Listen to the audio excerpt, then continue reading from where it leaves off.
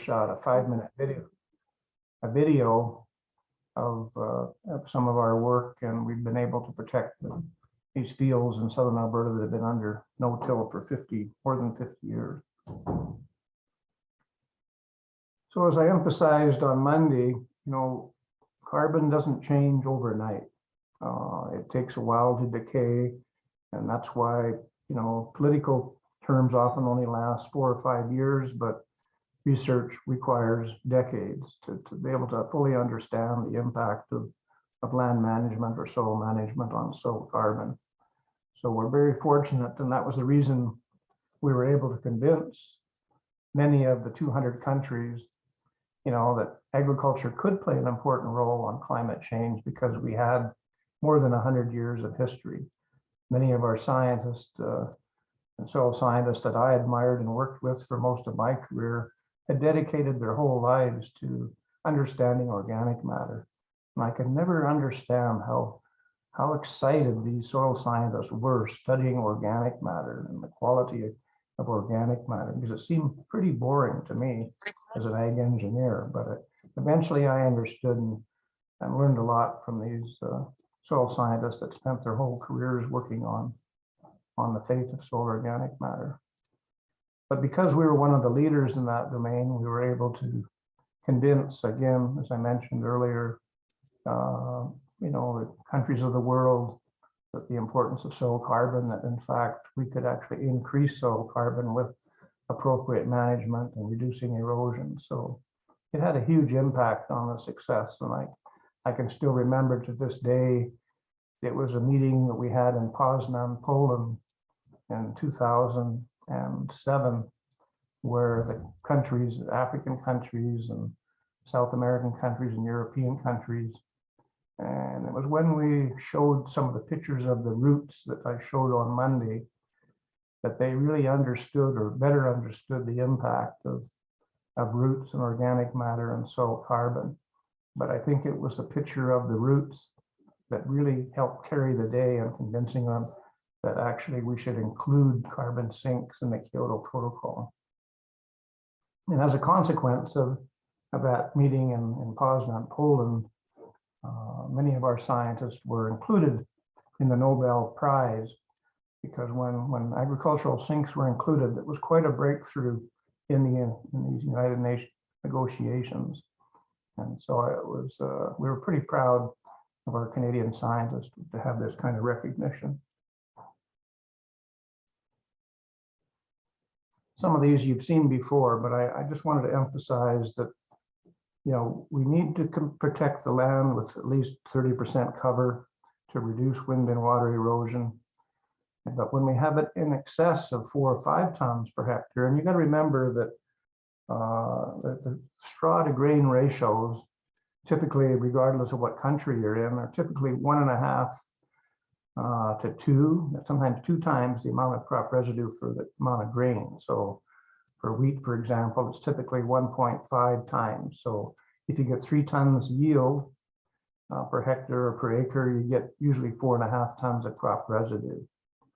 But it's when we get the very high yields, like you get in Brazil and Argentina in some cases, and you get more than 5 tons, that becomes very difficult to manage when you've got heavy quantities of residue. And so some of it can be removed without risking erosion. And then you might be able to use some of that residue for other energy sources or for livestock feed and so on. But when we average out the results over more than 50 years of research, typically we've learned that 75 to 80% of the crop residue should be returned to the soil to ensure maintenance of soil carbon.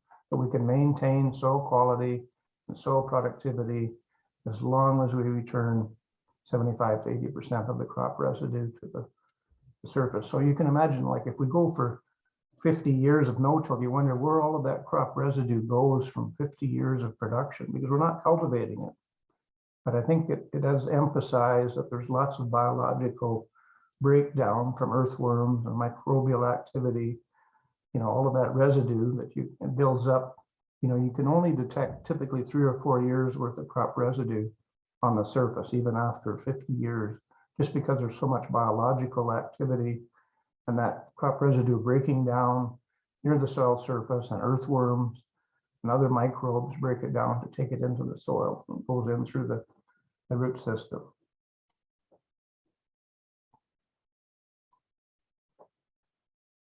So governments have been beat up globally, and I mentioned this on Monday as well. And our Auditor General in Canada were very critical,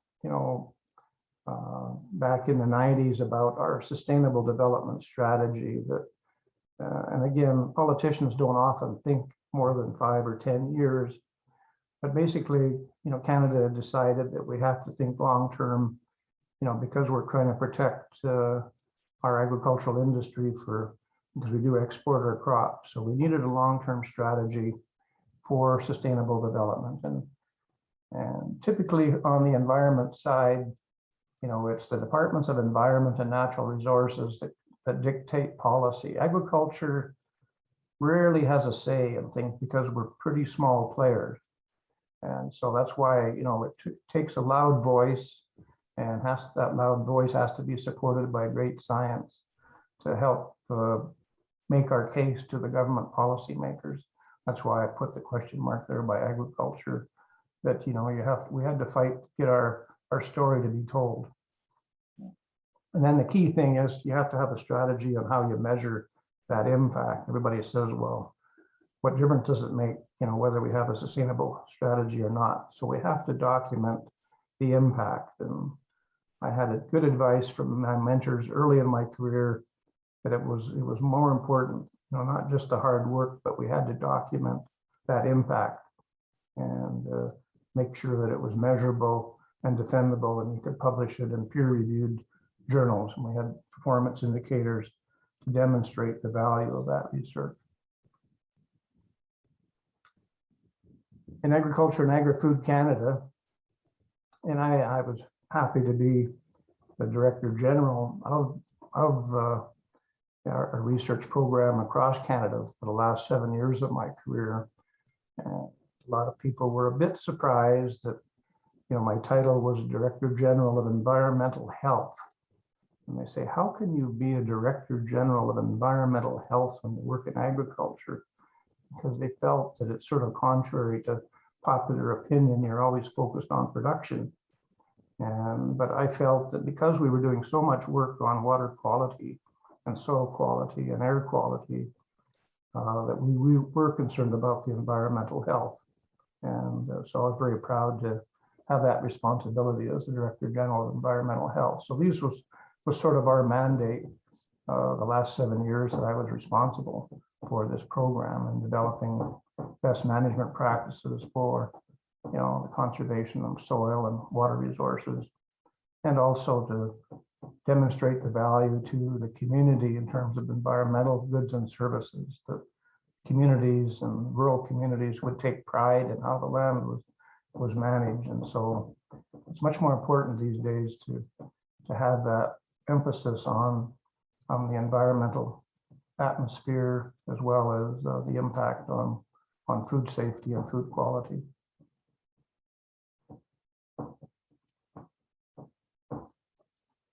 But again, it takes a team effort, and I was very fortunate throughout my career to have multidisciplinary teams working with us. And you met some of them over the course of this training over the last 5 weeks: the weed scientist, the pathologist, biocontrol specialist, as well as the soil scientists and ag engineers. That we were the largest research center in Canada here in Lethbridge, and at our peak we had 85 scientists working at our research center, a staff of 280, and so it was a great resource for solving problems, especially when you can work together and have a common goal of a sustainable development strategy and taking advantage of that expertise. That we also work closely with farm producers and extension people as well to develop these programs.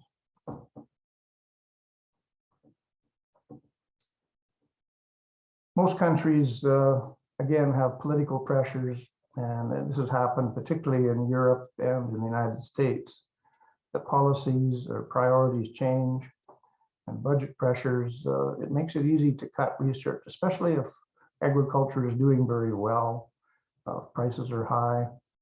And so it's very easy for governments to cut budgets of researchers. And so we've all experienced that. I think when I got into management in 1995, we were forced to reduce our scientific staff by 24%. It's very difficult when this is the goal, is to reduce your staff by 24% just to save government money. And nobody complained about it, obviously, because it's taxpayer money. But you don't realize the impact that has until many years later. But periodically, this is what happens in government. And so we had to make, hard decisions in many cases. In some cases, it was good that we could focus on higher priority areas.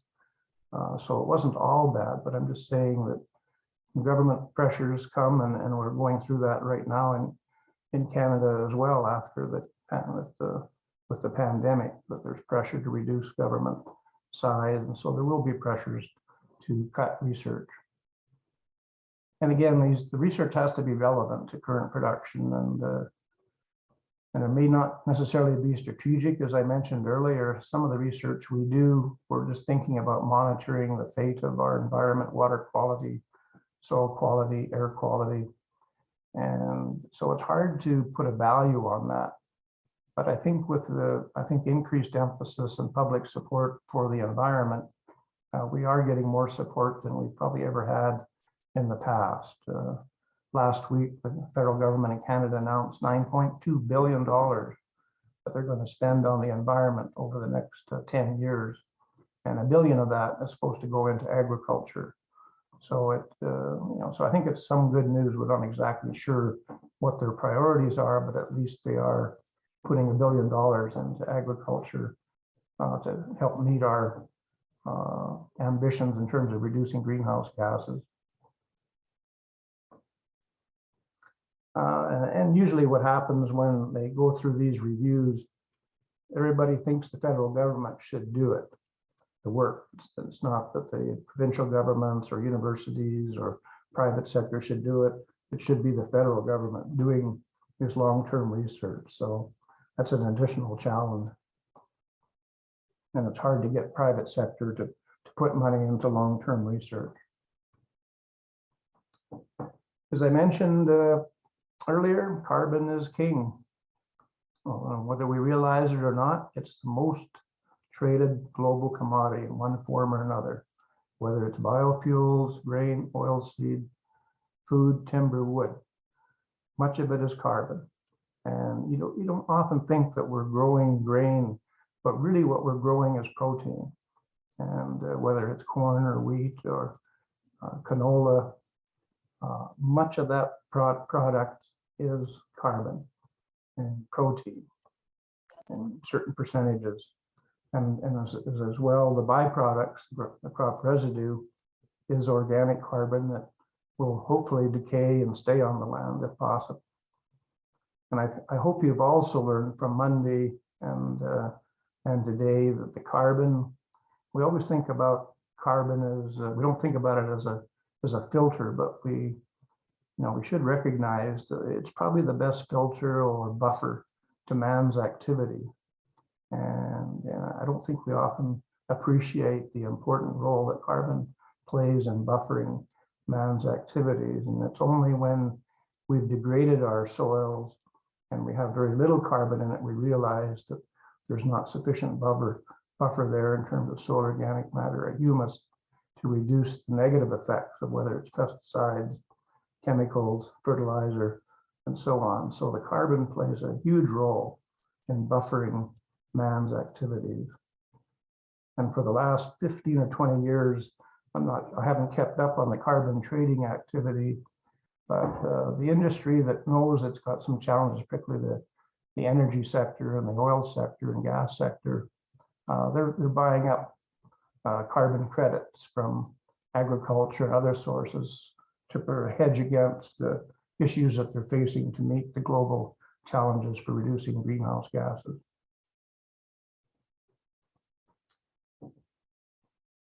And I remember one of my professors when I was at Iowa State, he emphasized that if we understood the carbon cycle completely, we'd solve a lot of the global problems. And then if we understood the hydrologic cycle, the water cycle, then we'd have it completely understood. But fortunately, because of the emphasis on climate change and the work of our soil scientists, particularly not just in Canada, but around the world, that we've really improved our understanding of the carbon cycle over the last 20 years since climate change became a priority globally. But we've also learned that the ocean and the land are the two big reservoirs. And believe it or not, the land is still the biggest reservoir for soil carbon. You look at some of the numbers on this particular slide, and compared to the ocean and the production levels, the soil is still the biggest potential reserve or bank for soil carbon. The oceans have been degraded because of pollution, and they're not able to absorb as much of the excess carbon dioxide that we've been producing globally around the world. And so we're more dependent on other sources to capture that excess CO2 that has increased dramatically during our lifetimes. Like, I never expected that CO2 concentrations would be 50 to 60% higher just in my lifetime. Obviously, I've lived a bit longer than most of you, but 50 to 60% increase in CO2 concentrations in our atmosphere just in my lifetime. And that's all attributed, for the most part, to anthropogenic production of carbon dioxide. Anthropogenic means human induced. So there's really no penalty for CO2 production from energy or from agriculture unless it's human induced or anthropogenic. So you'll hear Canada was always criticized because we were trying to get credits for our forests, our native forests, for reducing greenhouse gases, but we're only trying to get credits for the managed part of the forest.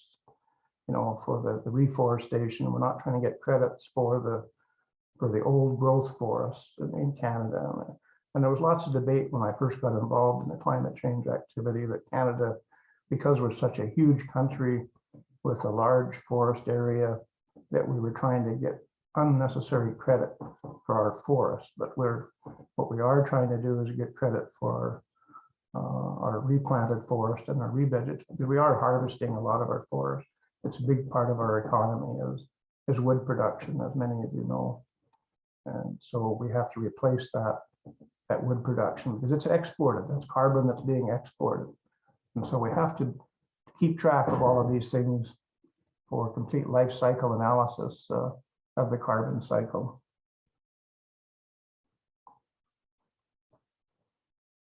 But we haven't done a particularly good job in Canada, and similarly with other countries, again, because of political pressures or lack of serious commitment.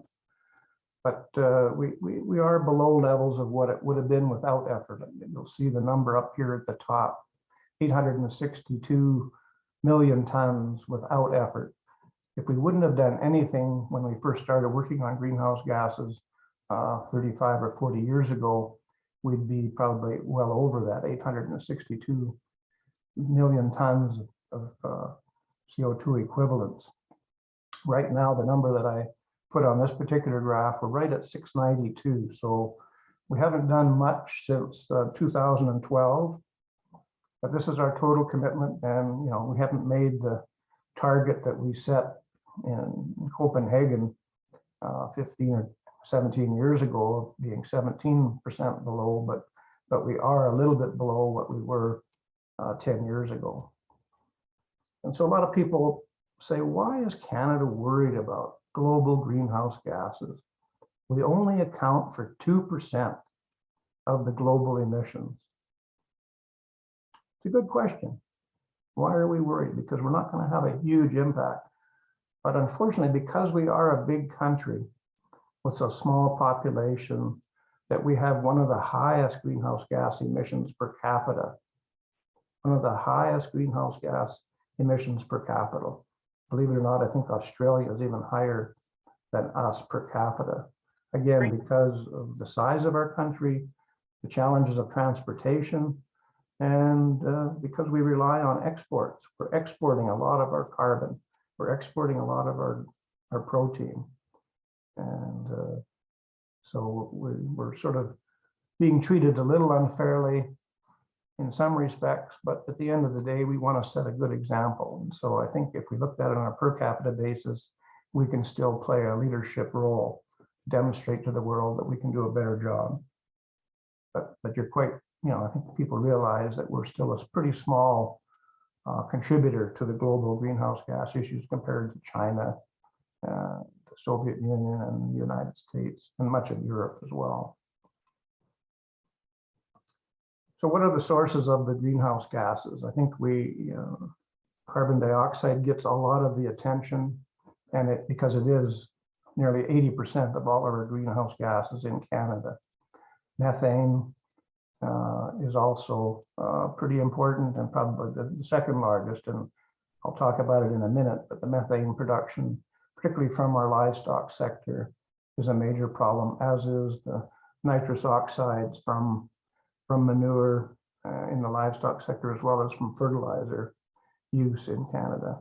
The other greenhouse gases, we've actually done a very good job of controlling the hydrofluorocarbons and the PFCs.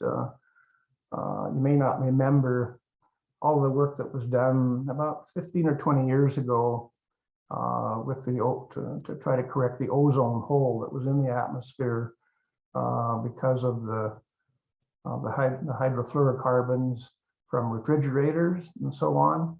But again, with the 10 years of effort of reducing some of those problems with our refrigeration production, we've been able to mend the ozone hole that was in the atmosphere, and that was actually solved again because of the Montreal Protocol that solved that particular problem. But again, CO2 is still the biggest issue, as we well know. But we can't forget about methane or nitrous oxide. And you recall the numbers earlier, you saw the numbers that I showed on the graph. 69, agriculture is about 10% of that 690 metric ton of CO2 equivalent. And that hasn't changed much over the last 20 years. It goes up or down 1 or 2%. So we're right around that 10% level of all of the greenhouse gases in Canada. And I think we all know that the oil and gas sector are the big contributors, as well as transportation, because of the size of our country and the cost of moving products, the cost of moving people across the country and out of the country. And again, that transportation factor. And it's also the jet fuel. Jet fuel has about 4 times the greenhouse gas effect as regular gasoline and diesel fuel.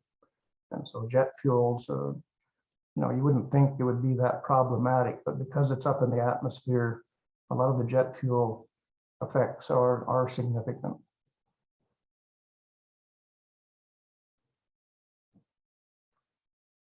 So here's poor Alberta in Canada by the provinces. You can understand that the Northwest Territories and the North are not big issues. Our Atlantic provinces, Newfoundland, PEI, Nova Scotia, New Brunswick, are not that significant. Quebec is not that significant because they have a lot of hydropower. Ontario, which is our biggest province and most populous province, still because of the industry there, is a big contributor. But here's little Alberta with only 4 million people. But again, because of the fact that 75 or 80% of the province's economy is dependent on the oil and gas sector, as well as the agriculture sector, we're the big producer of Canada's greenhouse gas emissions. And it was a bit embarrassing when I first started going to these international meetings in Europe, because they would point to Alberta as saying we're a little Saudi Arabia. And I really wasn't happy with that designation of being criticized as Alberta's the little Saudi Arabia. And so I was a bit defensive, to say the least. But again, it was because of our oil and gas sector, because we have a major agriculture sector, particularly our livestock beef production. is a big contributor, which I'll talk a bit about in a minute, compared to the other provinces. So Alberta is a bit of a target. And that's why, there's lots of political pressure, even in Canada now, by the other provinces, that agriculture or Alberta should bear the brunt of the issue. But we're doing better on the CO2 side in agriculture because of what I mentioned on Monday, that the cropping systems particularly have become a net sink. So from an agriculture perspective, the reason that our government wanted us to include carbon sinks in the Kyoto Protocol is because of our livestock production. And we knew it was going to take many years before we reduced our methane emissions from our livestock and the nitrous oxide emissions from the manure and from the fertilizer. So, and that's not going to happen overnight. So even though we're in that sink on the carbon side, we aren't able to offset the emissions from our livestock sector, particularly ruminants, and we don't have a big population of dairy in Alberta as they have in Ontario and Quebec. And so I guess that's about the only challenge that Ontario and Quebec are getting, because of the dairy industry is somewhat subsidized. The beef industry in Alberta isn't subsidized, but the $30 billion dairy industry and the poultry industry and the egg industry is subsidized. So there is some criticism of that. But the main point I wanted to mention here is that the global warming potential of both methane and nitrous oxide are much higher than CO2. CO2 is still our biggest greenhouse gas domestically, but because of the greenhouse gas warming effect is much more for methane and nitrous oxide. That's why you see this disproportionate contribution of agriculture for greenhouse gases, because they have a greater impact in the greenhouse effect.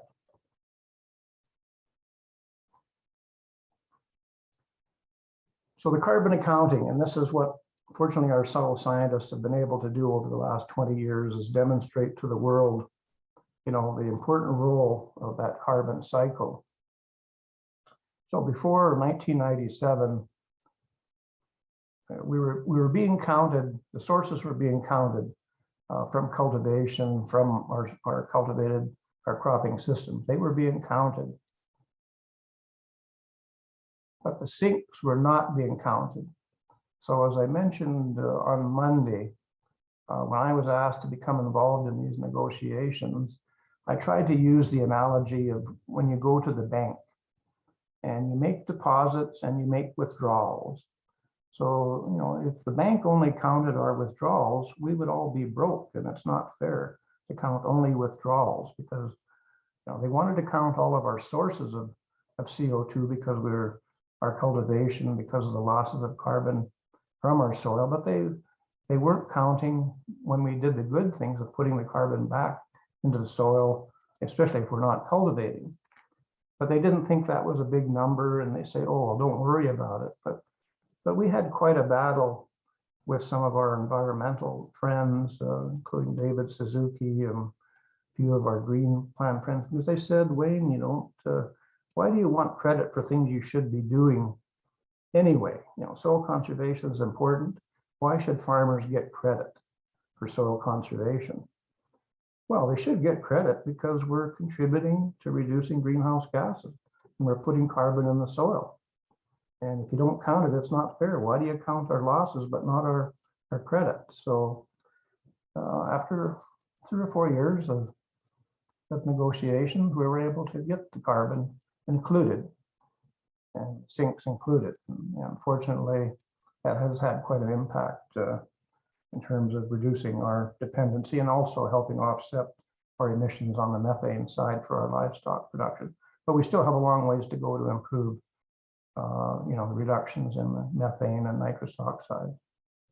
Just sort of summarize, and remember, these are just, you think about the tons per acre, as I said, the protein that we export globally. See, that's the other thing, is when we export the grain, whether it's wheat, corn, oil seeds, that's going outside the country.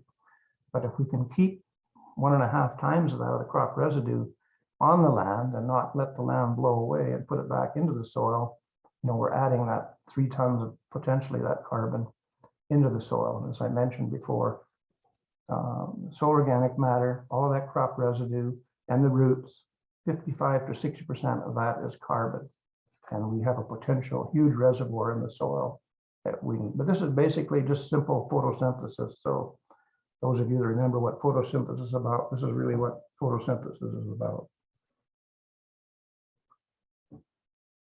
But there's also challenges in the science side, and those of you who are familiar with statistics, now we have pretty good certainty about CO2 in terms of how you measure it, plus and minus. But the methane, because these are more difficult to measure, especially with the changing environment and changing climate and changing weather, there's lots more variability. So there is uncertainty there. So this is where we do get some criticism from our scientist friends in other countries who say we don't know with certainty how much of the methane and nitrous oxide we're either emitting or conserving.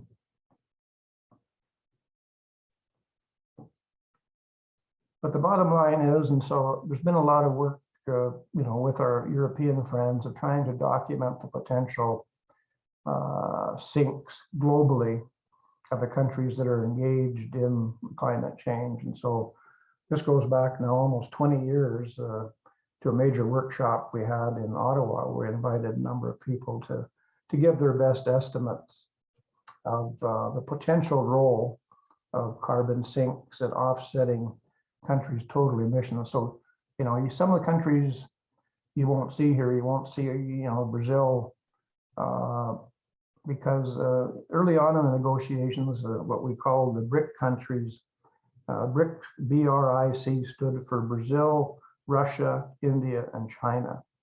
And they basically did all their negotiations as a bloc. And they felt because they were developing countries and their economies were not mature, they didn't feel they should be counted in terms of their emissions. And so they weren't really engaged, at least for the first 15 years, in the climate change negotiations, as some of the other countries were.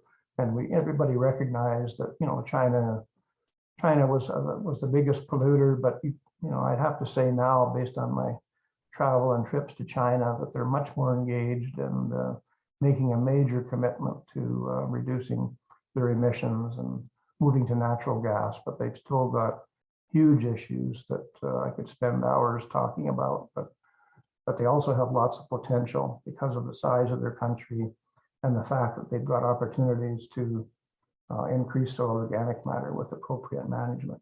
But it just gives you some idea in relative terms. Canada, as I mentioned earlier, pretty small players in terms of CO2 sinks, and in relative to our emissions compared to US and China and Australia is smaller, obviously, because they don't have the same level of industry. But the EU is still a big emitter. But basically, the bottom line, what I'm trying to get across here is that the potential sinks, and I think these numbers are probably very conservative, because these were this team that was led by David Norris, who is a friend of mine from England. Him and about 6 other scientists from Europe prepared this table, to show in relative terms 20 years ago what the potential sinks were, because they were worried that some countries like Canada and Australia would take advantage of their sink potential. And we really haven't done that yet, but it just gives you some idea. We have some opportunities here, but we're not going to solve the greenhouse gas issue by sinks, but it can help play a role, at least 7 to 10%, some cases maybe more than that.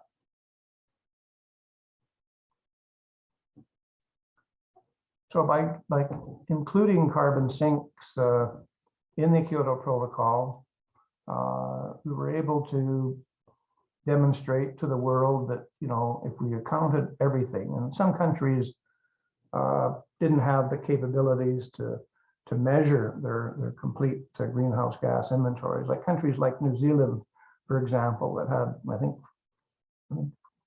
16 million sheep. 82% of the greenhouse gases in New Zealand were from their sheep. 82% of all of their greenhouse gases were from their sheep population. So they didn't really want to have agriculture counted, you know, and other countries that had troubles with grass fires, including Australia, didn't want to be counted there. But in the grand scheme of things, you know, actually the numbers of sheep have been reduced in New Zealand as well. But I think it was about the only country that I recall where agriculture was their biggest contributor of greenhouse gases because of their high population of sheep. But we're able to demonstrate to other countries that have used the similar models as well to document the accounting of all the things. Because if you don't count everything, it's unfair. And so basically there's been, I think, a pretty comprehensive buy-in from all developed countries to if you're going to solve this problem, and the Kyoto Protocol only applies to if you've got 70% of the sources of greenhouse gases being counted, because we're not going to solve the potential increases in soil temperature and climate change unless at least 70% of the world is on board. And so none of the regulations that you hear about from these negotiations will be relevant unless 70% of the globe is participating.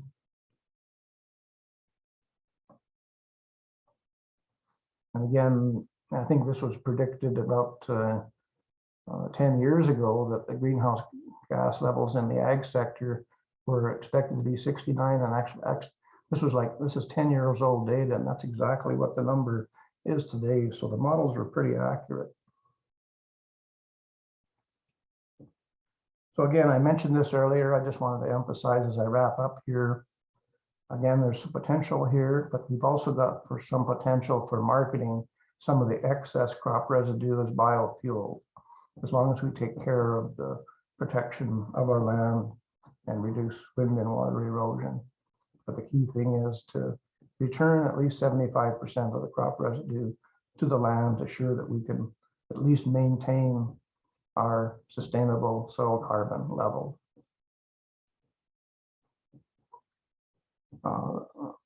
Biomass crops are probably more important for wetter climates, and I know they have been important in Brazil and other countries in South America because they can use these feedstocks.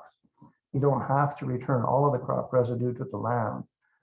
As I said, you know, as long as you've got 40 to 50% soil cover, or 4,000 to 5,000 kilograms per hectare, or 4 tons per hectare, anything in excess of that, you could convert to biofuel.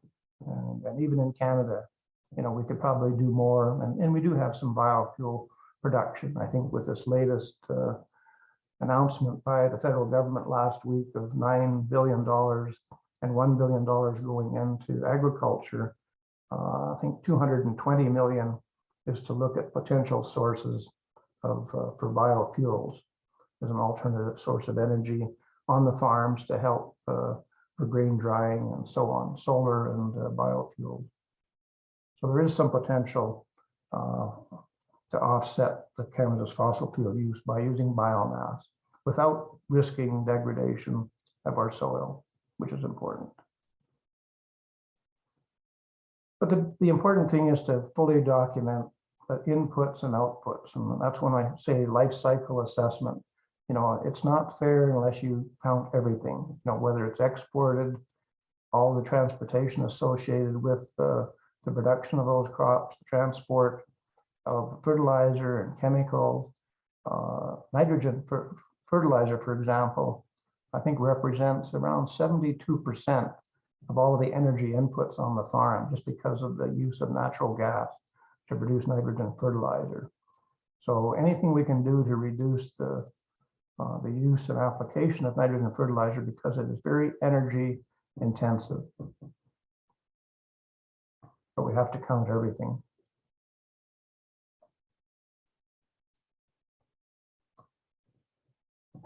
So wrapping up here, I think we talked about the improved soil environment with conservation tillage.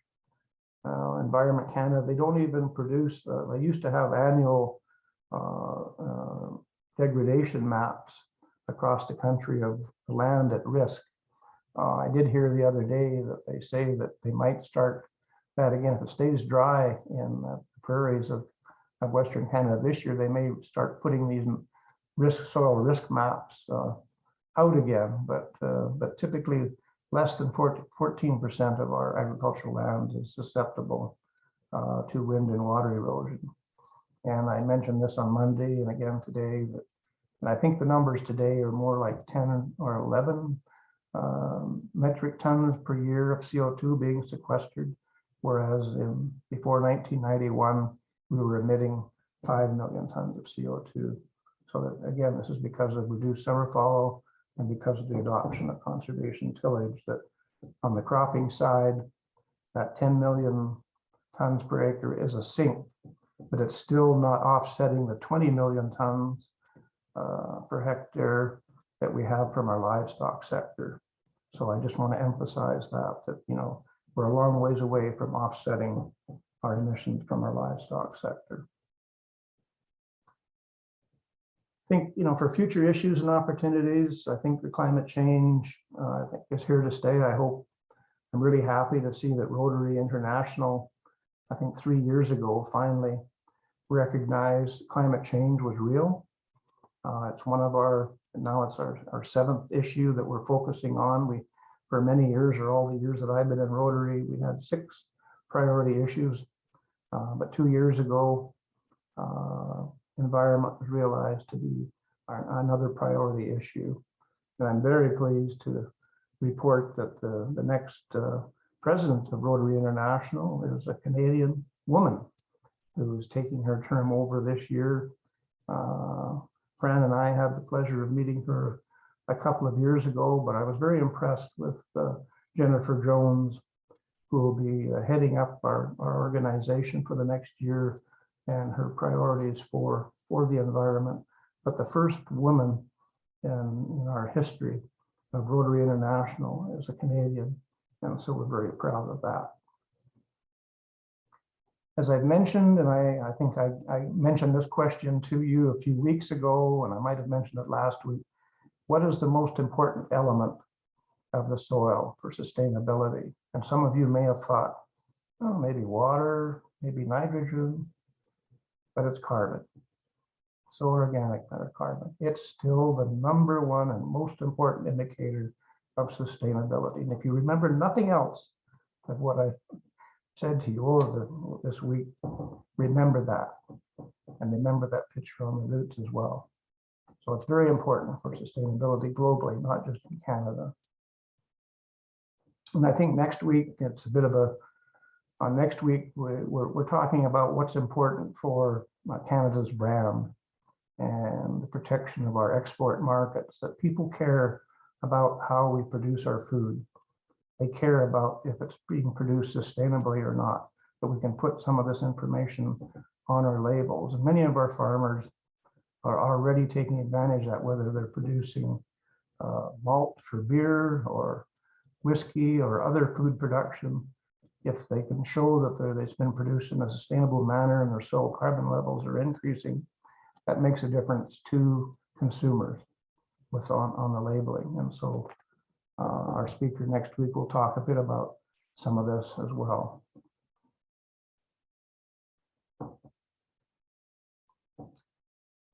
Lessons learned. We always can learn something from experience. I'm very proud to be a Rotarian because one of the priorities is to promote understanding. And you know, knowledge is wonderful. You know, people say knowledge is power. But I think understanding is that next step. And when we understand things better globally, the world would be better off.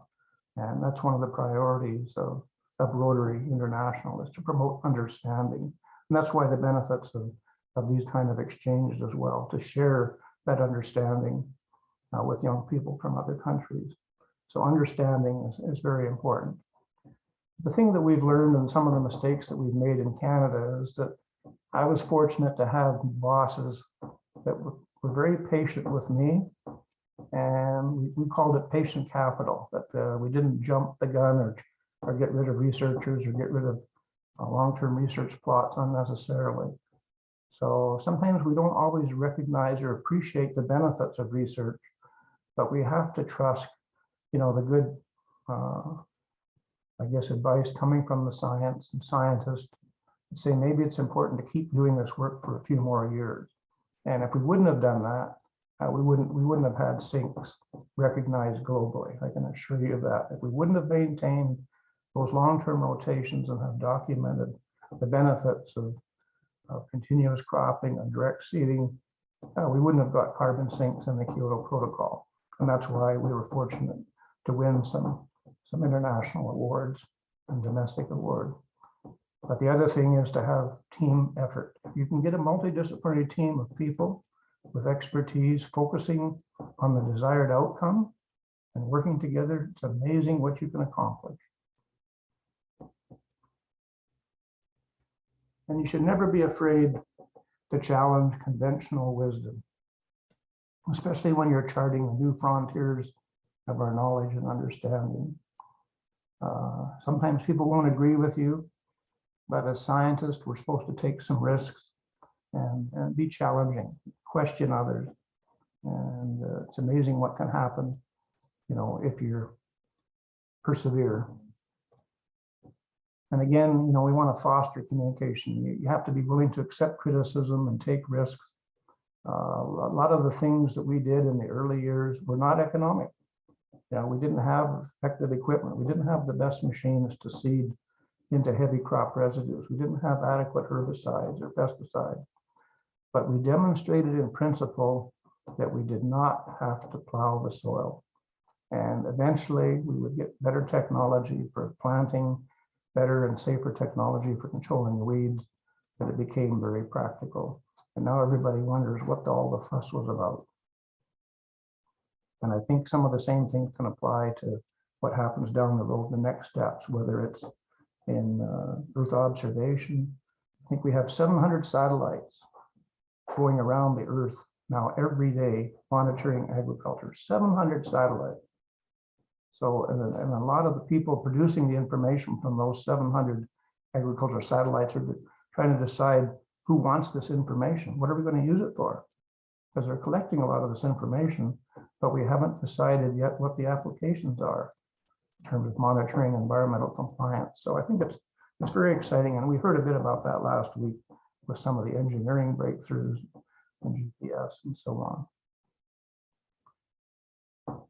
So I put in a few references here that I've used over the Monday and today, including I think the book that a colleague and I wrote and some of the other papers. But I guess I also wanted to emphasize, oops, I just about jumped ahead here.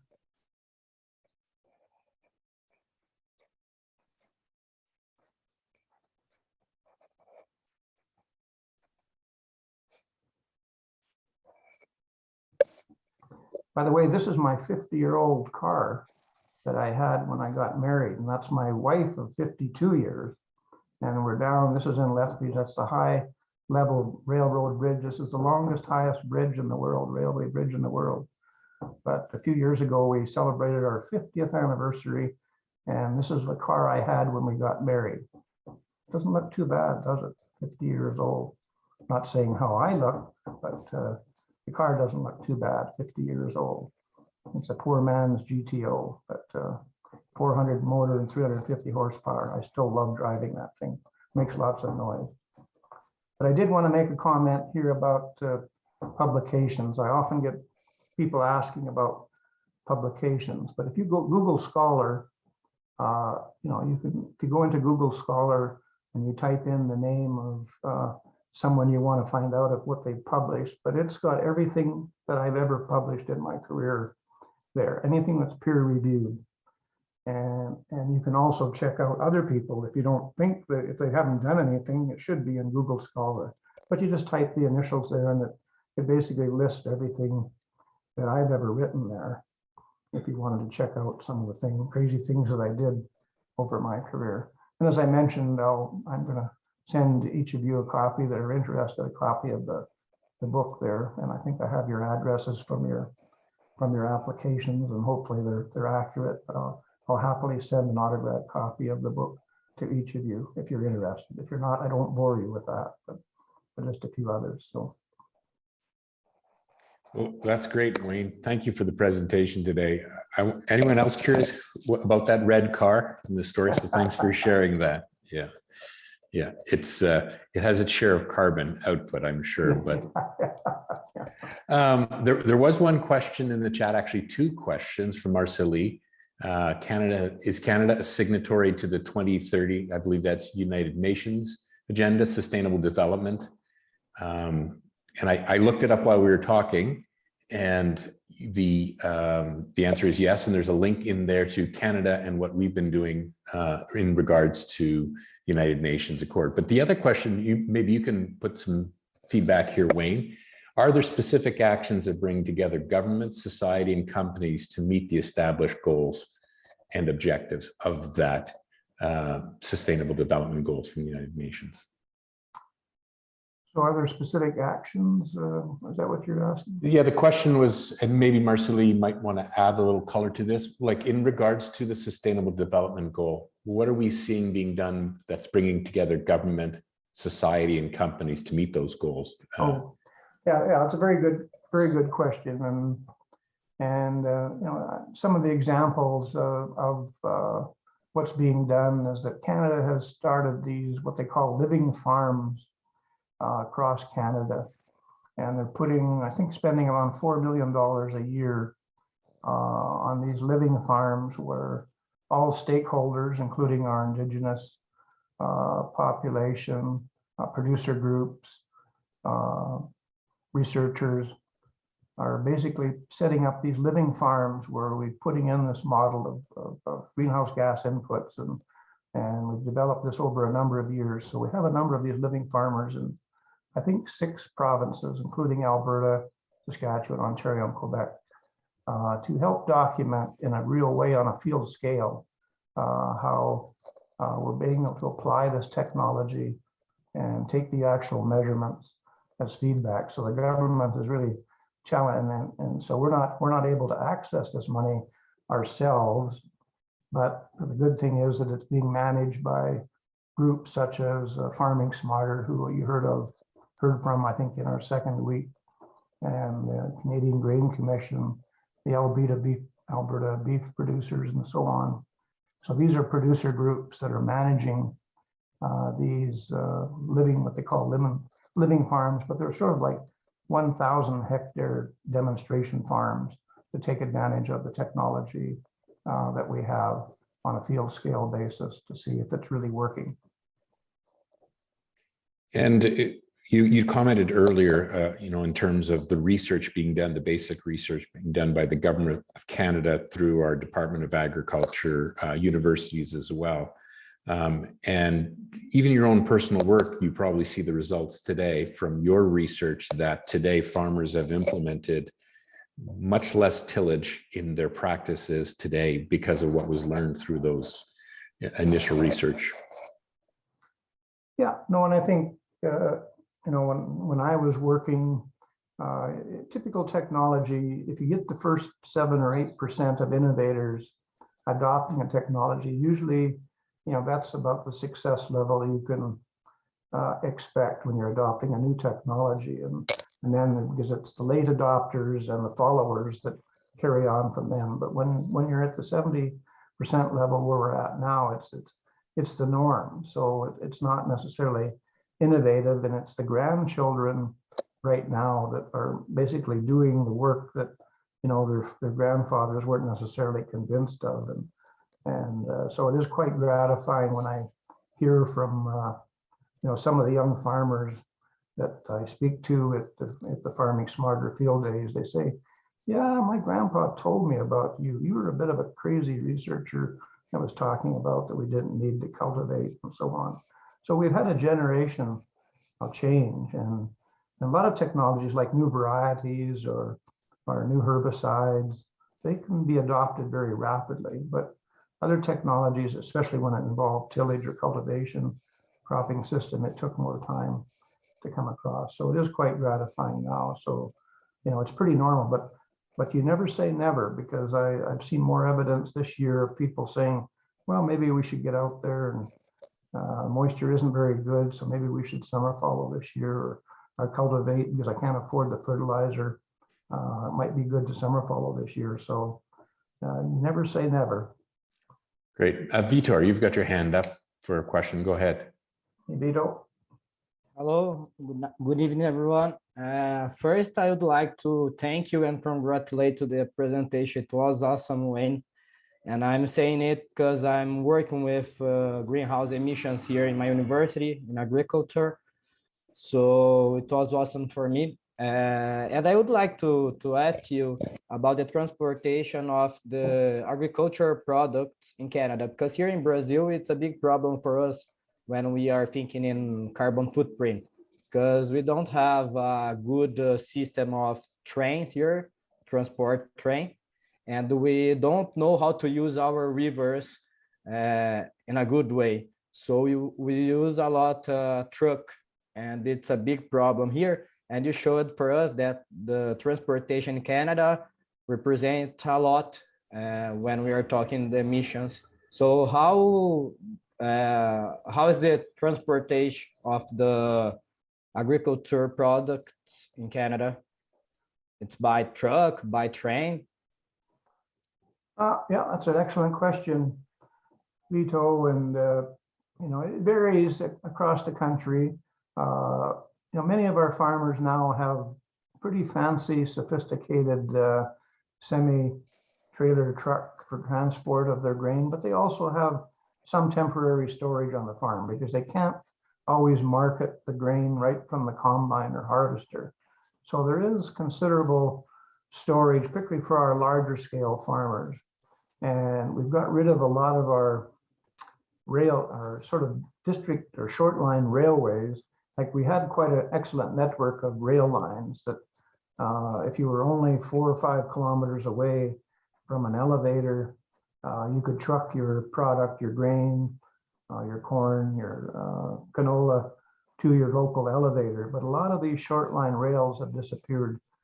But the farmers these days, and our speaker next week is going to talk a bit about the market strategy of farmers now, because they will get contracts sometimes 2 years ahead to sell their product. If they gamble on a price, and if they can get the company, whether it's in the States or across the country in Canada, or livestock producers, if they're selling barley or wheat, for example, they will agree to just deliver a certain amount of that product, or the people buying the product will actually transport it. It just depends what they work into their contract, because we don't have a system. When I grew up, we had, I guess the Canadian Wheat Board. And so they would take care of or 90% of all the grain that was produced in Canada. They would guarantee farmers a certain price, and they would assign a quota system that a farmer, typically, he could market 30 or 40% of his product every year at a certain price. But that they got rid of the Canadian Wheat Board, I guess, 15 or 20 years ago. Now there's still a little bit something similar going on, but there's so many grain companies now that are very competitive. And again, you're going to hear a bit about that the next week, about how farmers make these tough decisions on gambling, with the price for transport. But it is a significant cost because of the size of our country and where that particular product is. That's why, if you've got a local market for whether it's potatoes or for canola, for crushing, to turn it into oil locally, obviously that's what you'd like if you only have to haul that canola 5 or 6 kilometers rather than hundreds of kilometers, especially if you had to haul it to the BC coast for international transport. But there's the whole range. So there's no one system. It just, farmers take whatever risk, and they basically have a portfolio of investments. So they want to have some safe prices and safe markets. to make sure they can continue operating, but they will take some risks by storing some of their products for future sales, with potential other suppliers or buyers, in the US, for example, like Durham, for example, is one of our growing wheat commodities that is used to produce pasta. And because of the quality of the pasta, some of our farmers are able to market that durum in very unique markets. I know one farmer locally that has a market in New York City at a restaurant, and so because and then, he gets quite a branding advantage. And we have other farmers that market their malt barley down to Arizona, for specialty beer and so on. So it really depends on, how aggressive the farmers are, but it's pretty strategic, and the farmers, they can spend a lot of time. Like the young farmers are a lot more expert at marketing than I ever imagined they would be, to make sure that they get the best value for their product. But it's still risky. And and I'm not sure if I've answered your question properly, because there's no one system for transport. But you're quite right, it is a challenge because they have to haul that product, some distances to market. And it's particularly difficult for some of our producers in northern climates for hauling it out to the park. But there's still rail lines, and there's lots of strikes that go on with our rail lines. I'd say, I'm not sure what percentage of our product are hauled by rail car, but probably a significant percentage, maybe 40 or 50% of our wheat and oilseed goes by railway out to the coast, for example. Yeah, it's you think about foresight, you're talking about patient capital. When Canada was founded in the late 19th century, one of the goals of our government was to have a coast-to-coast railway. And today, that's where most of our grain that is exported, which would be 50 to 60% of it, is hauled by rail out to the coasts, in our case, into the West Coast. But a lot of that, what Wayne was talking about, a lot of grain is consumed locally. So we